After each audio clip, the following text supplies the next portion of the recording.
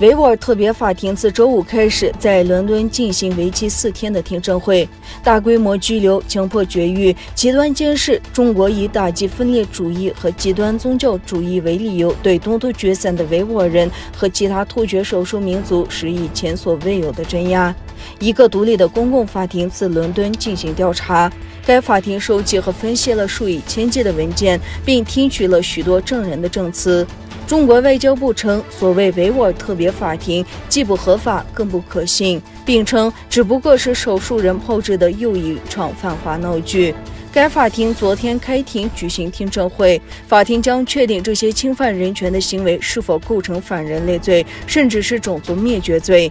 维吾尔法庭是北京威胁制裁的实体之一。该法庭的主席是英国律师杰菲·里尼斯，他曾领导联合国对前塞尔维亚领导人斯洛波丹的战争罪起诉。预计维吾尔法庭的报告将于12月公布。虽然它没有法律效力，但是参与者希望能引起国际社会的关注，并向国际社会施加压力，以导致推动可能的行动。据美国谴责，中国正在东突厥散进行种族灭绝。英国、加拿大和荷兰议会已宣布，中国在东突厥散对维吾尔人及其他少数民族实行的政策构成种族灭绝和反人类罪。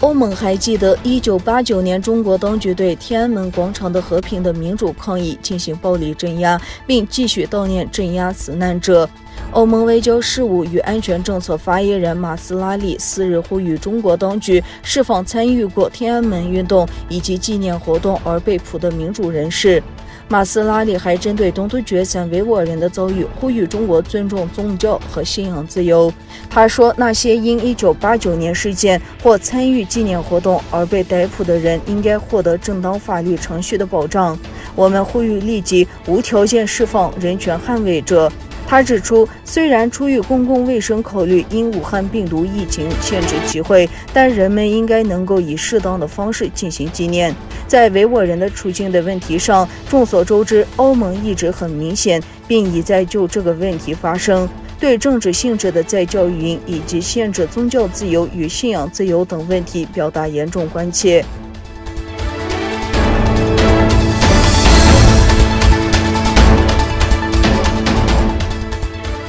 据英国金融时报周4报道，美国国家过敏及传染病研究所所长福奇呼吁中国公布9人的医疗记录，这9个人的病情可能为新冠病毒最先是否系实验室泄露所致提供重要线索。新冠病毒的来源有很大争议，美国情报机构仍在审查有关报道。报道称，在2019年报告首例新冠病例的1个月前，武汉病毒研究所的研究人员曾出现严重病情。我们想看看据报道在2019年得病的3个人的医疗记录，他们是否真的生病了？如果是，他们得的是什么病？该报道援引福奇的话说，这9个人中包括3名在2019年11月报称身体不适的武汉病毒研究所研究员，以及6名在2012年进入蝙蝠洞穴后生病的矿工，其中3人已身亡。报道指出，武汉病毒研究所的科学家在那些进入蝙蝠洞穴的矿工生病后，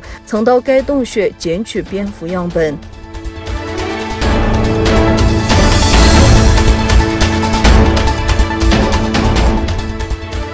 挪威、冰岛和列支波士登已与英国达成脱欧后的贸易协议。当地时间6月4日，英国政府称，英国已经与挪威、冰岛和列支波士登签订了新的贸易协议。该份协议将促进英国数字产业发展，降低英国农产品的出口税率，促进各行就业。声明中称，贸易协定将支持英国的肉类和渔业行业。英国公司可以在这些国家参加约2亿英镑的公开招标。